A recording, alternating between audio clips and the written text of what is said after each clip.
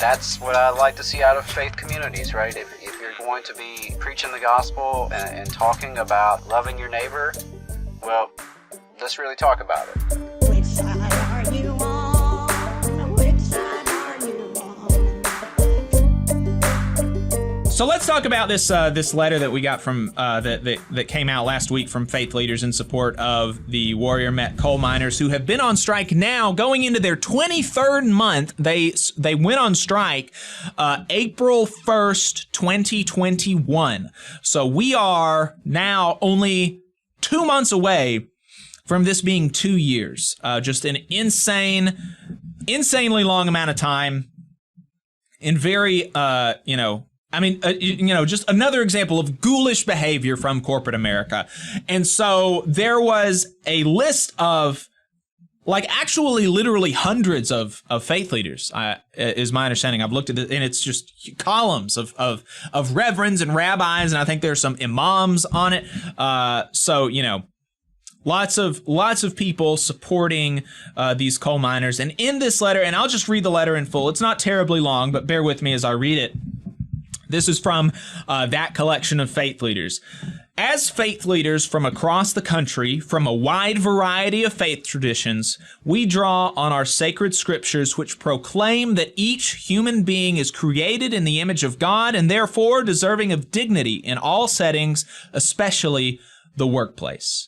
Clergy have met with the workers from Warrior Met Coal in Brookwood, Alabama.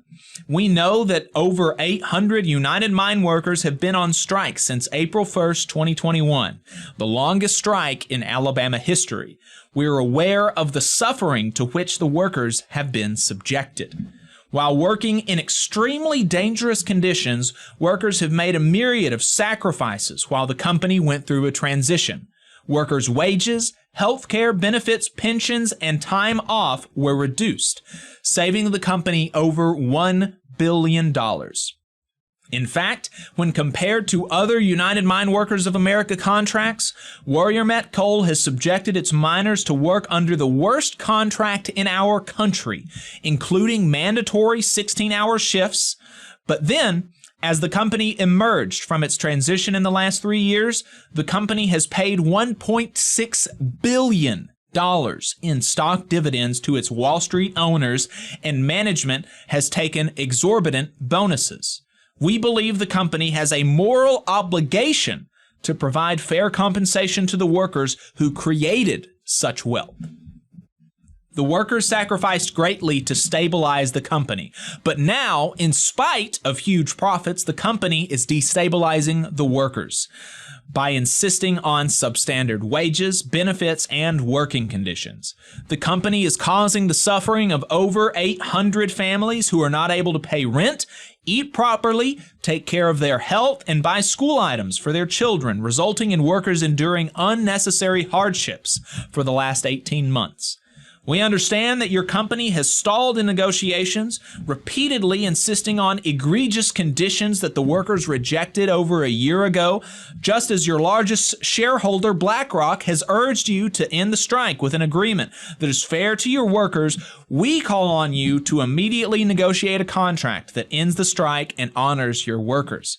Moreover, since coal is a natural resource given as a gift by God to humanity, your company is called to be a responsible steward of the earth's resources, reflecting that we are guardians of divine trust. We urge you to embrace the text from Micah 6, to do justice, love mercy, and walk humbly with your God by offering a fair contract and by ending the strike and the suffering of these workers. So a great letter from very many faith leaders. We appreciate their support for our coal miners here in Alabama, and we hope that this comes to an end sooner rather than later, because this has been a very, very difficult time for these folks. So, yeah, I'm very happy to see the faith community put this letter out. I think that's exactly the kind of things that we have to do.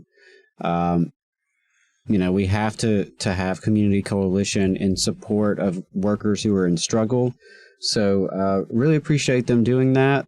I hope that it reaches folks maybe who, have not been reached yet about this struggle, whether they're unaware of it or maybe they, are not really sure why they should be supporting these miners and the union.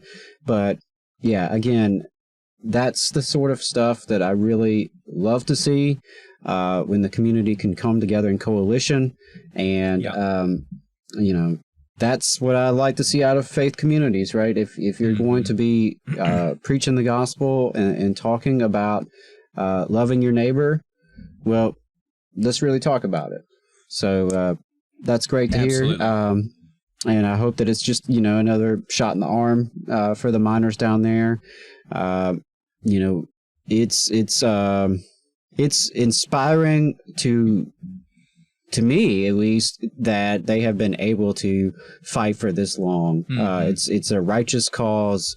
It's unfortunate that they're even having to have this fight because, as you mentioned, it's really the epitome of corporate greed and corporate malpractice in our society.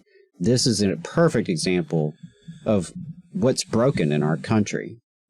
A company such as this that can behave the way they've behaved. So shout out to the UMWA brothers and sisters down in Brookwood and to all of the faith community who has their back. You just saw a clip from the Valley Labor Report. We are live every Saturday morning from 9:30 a.m. till 12:30 p.m.